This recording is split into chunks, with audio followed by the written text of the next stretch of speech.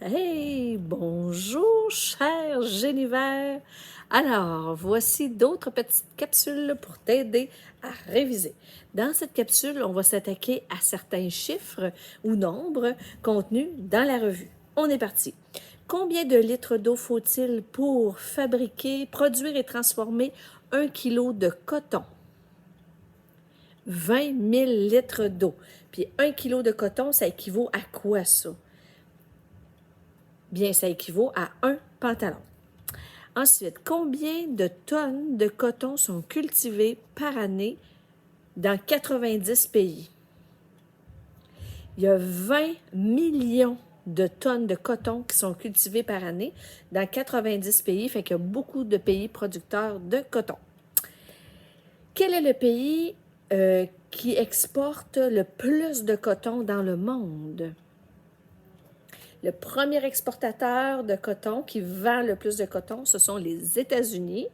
Et quelle portion de leur production est vendue à l'étranger? Il y a 3/4 de leur production qui est exportée, donc vendue à l'étranger. Aux États-Unis, en 2013, on a pulvérisé un pesticide tellement dangereux qu'une petite goutte qui est absorbée par la peau humaine pouvait tuer un adulte. C'est épouvantable. Dis-moi combien de tonnes de ce pesticide les États-Unis ont pulvérisé.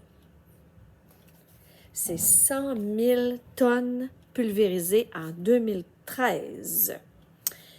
Excellent. Je continue avec d'autres chiffres, d'autres nombres. J'en cherche. OK. À travers le monde, combien d'hectares sont consacrés à la culture du riz? 165 millions d'hectares.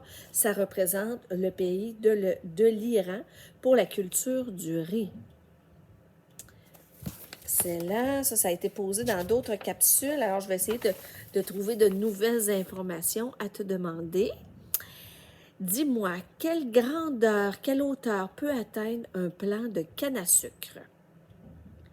C'est de 2,5 à 4,5 mètres de hauteur. Combien de temps prend un plant de canne à sucre pour arriver à maturité? Maturité, ça veut dire être capable d'être récolté. Ça prend 12 mois, donc 1 an, 12 mois pour arriver à maturité.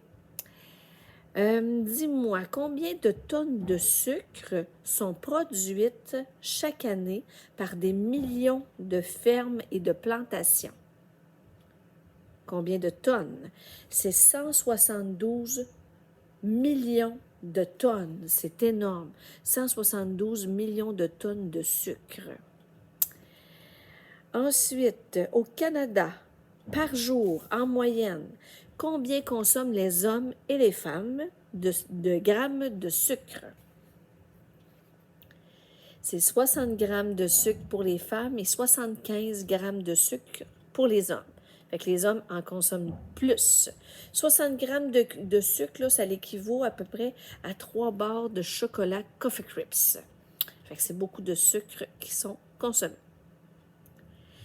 Dis-moi combien de personnes provenant de l'Afrique ont été transportées en Amérique pour être traitées en esclaves dans les plantations de canne à sucre.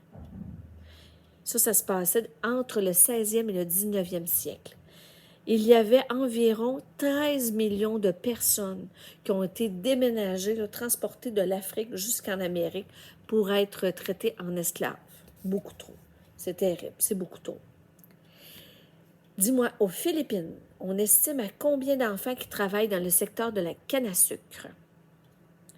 Seulement qu'aux Philippines, ça c'est un seul pays, là, il y a 13 500 enfants qui travailleraient au secteur de la canne à sucre.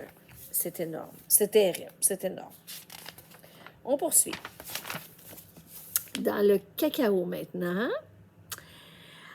OK.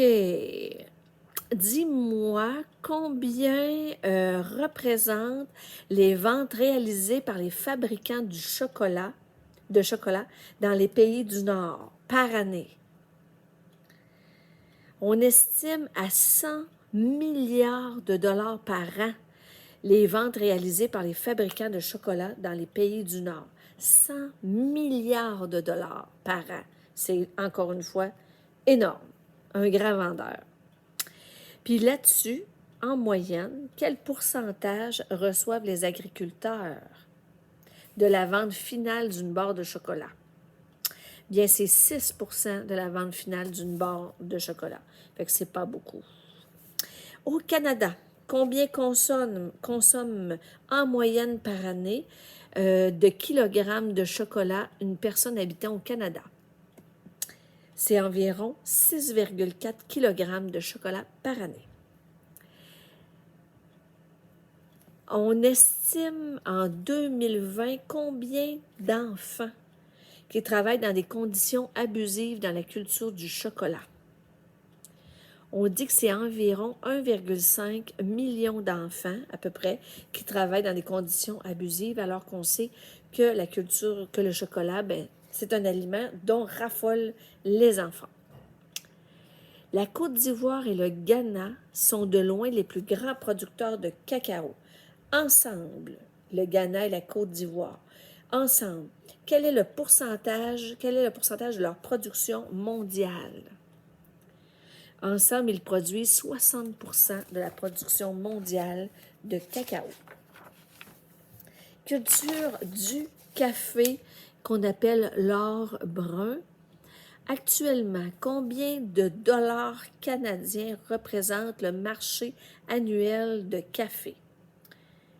Donc, le marché annuel représente 367 milliards de dollars canadiens. Fait que c'est beaucoup, beaucoup d'argent qui est consacré au café. Ensuite de ça, à chaque jour, combien de tasses de café sont bues sur la planète? On dit environ 2,5 milliards de tasses de café. Le caféier peut atteindre quelle hauteur?